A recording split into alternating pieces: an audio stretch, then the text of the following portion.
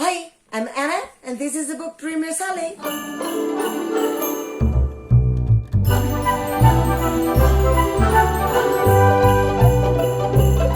Today I'll tell you which are my bookish habits. It doesn't mean all of them are good or positive for me at all, but I'll just make a bookish resolutions video in which I'll let you know which ones I like to change or keep, improve, or so. Number 1, I have a serious case of FOMO. I seem to want to participate in all available readathons being made anywhere with whichever prompts. I mean, the only thing that makes me not be so sure of my participation is if they demand a certain order, because I'm quite a mood reader. So if you set an order for me and you force me to choose all the books in advance and follow that order, I'll highly likely not meet your expectations or my own within a readathon. So yeah, in those cases, I'm like, no. If the prompts are too specific, sometimes I get a bit like, shall I do it? But I have the tendency of really wanting to join, or actually joining many, which leads me to another bookish habit that I'm acquiring, which is not finishing my books. So I have, let me count, 1, 2, 3, 4. I have like 6 or 7 unfinished books that I have started this year so far. And that's because I try to commit myself to get to certain books, or books that aren't too long, in readathons that are short, or maybe readathons that have many prompts. If a readathon has many prompts, even if you tell me, I can just complete as many as I feel I can, I will try and achieve all of them. I mean, I just want to feel I'm capable. So yeah, I have a problem when there are many prompts and I'm too busy with uni or with life, other stuff, because I will highly likely make a TBR for all of them and try to accomplish the whole amount of prompts given for the readathon.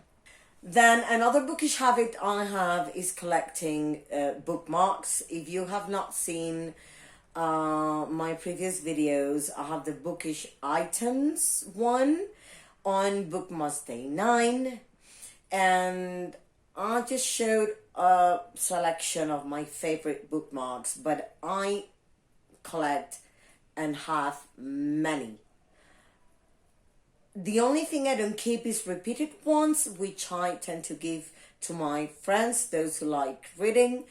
But for the rest, I cannot stop myself. Like, I love a nice bookmarker. And I actually have another habit regarding bookmarkers, which is selecting a different bookmarker for each book according to the feeling it gives me or the topic. So I have certain ones that take me back to middle grades or refer to children, so I use them for middle grades. Then there's like, it will always be a bookmark that gets me to the book. So another bookish habit is that I started reading more than one book at a time. Initially it was like, okay, I'm going to read a physical book, an ebook, and an audiobook, but it got out of hand along the way, and that's probably one of the reasons why I have the tendency of leaving some books unfinished. So because if I don't finish one, I feel led back to continue with the other one sometimes, or maybe I finished just one and the others just postponed somehow. So I'll try to just keep that under control for this year and try to get to a maximum of 2 books at a time, so I read at a quicker pace, feel more accomplished, and see if that works for me to not leave so many books just somewhere along the way. There's another habit which is particular. I don't know if some of you guys have that. It's that I need to read in more than one language. Like if I read 4 or 5 books in one language alone or in one same format alone, I get like tired easily. So I need to be changing somehow. So let's say I read 2 books in physical in Spanish, and then I read 5 books in English. I'm reading much more in English at the moment than in Spanish. Don't ask me why. But yeah, I also read in Spanish quite a lot. I have many books in Spanish that I'm not even reading right now, but I...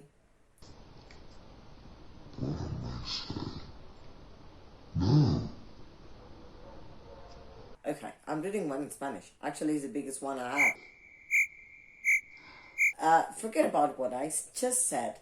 And yeah, I need to read in more than one language within a month or in more than one format too, if possible. I just got my Kindle, so yay! Now I can read ebooks much better. I realized one of the reasons why I was slow on arts given to me by NetGalley, Edelweiss or Bookstagram was because I had them I could read them only in EPUB format on the computer, and it was quite tiring for my eyesight. And sometimes the format was not user friendly, let's say. So lines would be too stuck to each other, or it would be somehow impossible to read. But once I got the Kindle and I opened the first one on Kindle, I realized the problem was more towards the format than the fact that it was an ARC. So yay, I'm going to read all my ARCs soon, I hope. I also need to carry a book everywhere. I became quite conscious of this about 5 years ago, in which there was a day that I forgot my book, and I was already on the bus. I was going to take it out, looking for it everywhere. It wasn't in my bag, and then I realized I had forgotten it at home and remembered the exact place where that had happened. I felt completely naked, like literally. Like I thought people would be looking at me. That feeling of self-awareness and shame. I was feeling like that. So it was so bad that even though I had always had the tendency of taking a book with me to most places, this was like, okay, I literally need a book to go out of the house. The only exception is when I go and buy groceries. That's when I don't need a book outside. But for the rest, I really, really have to have it with me. Then also regarding something in public spaces, it's that I have to show my emotions. But you're not showing it to others. When you're reading, is whatever you're feeling, you have to show. So even if once I was in a bus packed with people, and I was crying out of laughter from the book I was reading at the moment, and people would be turning and looking at me like, who's she talking to? And thinking I was going nuts, but no, I wasn't. I was just reading. And the book was making me feel emotions. The same thing if I have to cry. Whatever emotion I need to show, because the book is telling me, as I feel in a bubble when I'm reading, I don't mind. Like, wherever I am, I have to somehow show that emotion. And, I cannot hold it until I'm in a private space. So I don't know if it happens to you too, but I'd love to know. I would like to feel I'm not the only one. I'm also acquiring the habit of not finishing series. And yes, I used to start the series and then read one after the other, or try to read one book from the series each month. If I thought it would be too overwhelming, lately I've been like just because I like to go into books blind. Sometimes I don't know if a book fits a prompt. So when I ask, I get another recommendation from a book I also own, and I choose that one because this one is not mentioned. I have the tendency of not asking, does this book fit, do you think this book fits a certain prompt or any prompt from the readathon? I just ask which books would fit a certain prompt, which I think I should change and make the right presents. But then it's not only for readathons. I don't know why. I'm just, even if I like the series quite a lot, for example, Akata, I started it this year. A few months ago, I read it for Becca's Bookathon, and I read it in a day, and for some reason I didn't continue, and I really liked it. I felt I really needed to know what happened next. Didn't. Now I'm going to try and take advantage of the Got Along or something like that.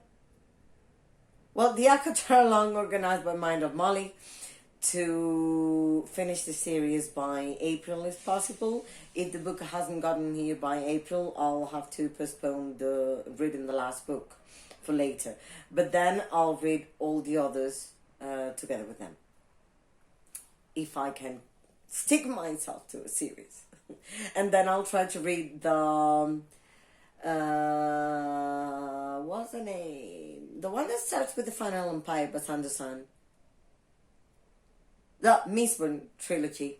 With Catherine from Catherine Reads and Steph from Steph Loves. We're starting in January, and we're going to try and read one of the books a month.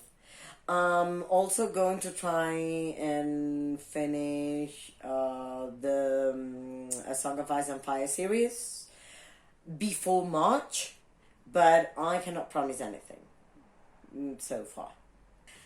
Then I'm a mood reader again, so that's like a habit for me. It's like if I feel sometimes I don't feel keen on reading a certain book, or just my mood is I don't know, maybe if I'm feeling relatively sad or depressed, I wouldn't be able to read something like A Monster Calls, which is a book I've been postponing for about 6 months, and I haven't gotten to it just because I've been feeling down. So I'm such a mood reader. I need to choose what I'm going to pick up right before I start. It's just, I have no other way. That's the best way for me. Another habit, and I don't know how good or bad this one may be, is hoarding. I seem to be collecting books.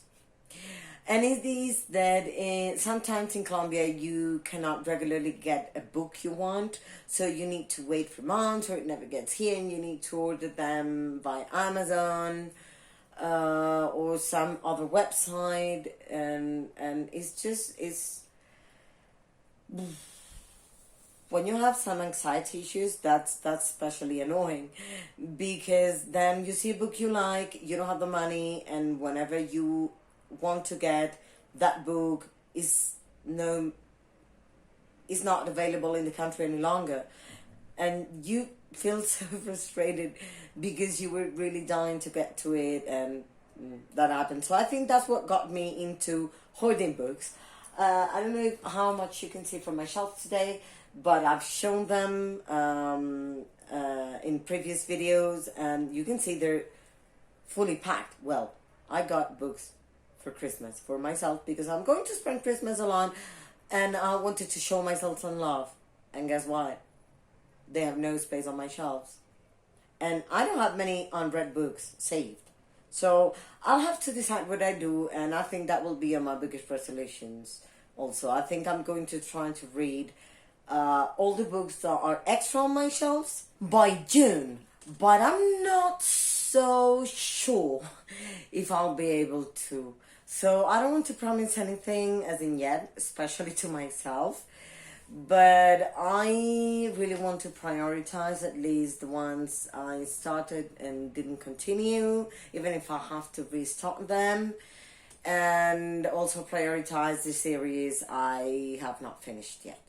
And it's, as most of my books are unread, like really most of my books are unread, I would say probably 10% are read and the other ones are not. So it's quite hard for me to unhaul. I'm going to do a small unhaul in January, but I'm not sure how many will be able to go because I don't know how much I'll be able to read so far. I mean, I know I have like 11 days, 10 days-ish from the year left, but I don't want to set myself a goal to finish a certain number of books, because one thing I feel I'm tired about is promising myself things I'm not doing. So I get extremely frustrated at myself. I don't feel good with that. So yeah, I'll just read as much as I can, as much as I feel like, and see where it gets me. But for sure, I'll unhaul a couple of books. I don't know if there will be enough for a video. I hope they are. And lastly, bullet journaling. I mean, that became such a central part of every month of my life. I have not been as constant, but I really, really want to. I asked a friend to teach me how to draw properly, and I'm doing like basic exercises so far, because I've always felt I'm terrible at drawing, although I come better through the years, but still I'm missing a lot. And I want to make very beautiful drawings for myself, and to be able to show, like, whenever I see people share the bullet journals and I don't feel like, because I feel shy, like mine wouldn't be good enough. So yeah, I'm planning to improve my bullet journal and also use that newly acquired bookish abilities to make my TBR game, the one I'm planning for to publish on the 31st. I'll see. I hope I can have it finished by the 28th at the latest. But as I'm going to spend Christmas here with my cat, I think I'll have quite a lot of time to get my game done, and I hope I can record my roles. I'm so excited. So I hope you liked this video. I hope you felt you could relate to me in some way through these habits. Let me know, please, which are your bookish habits. If you share any with me, let's talk in the chat, because I really want to know, like, what other people feel about that and which other people's habits are. So hope you're having a pretty beautiful month of December, and that you have a very Merry Christmas. Hope to see you tomorrow on Bookmas. Bye.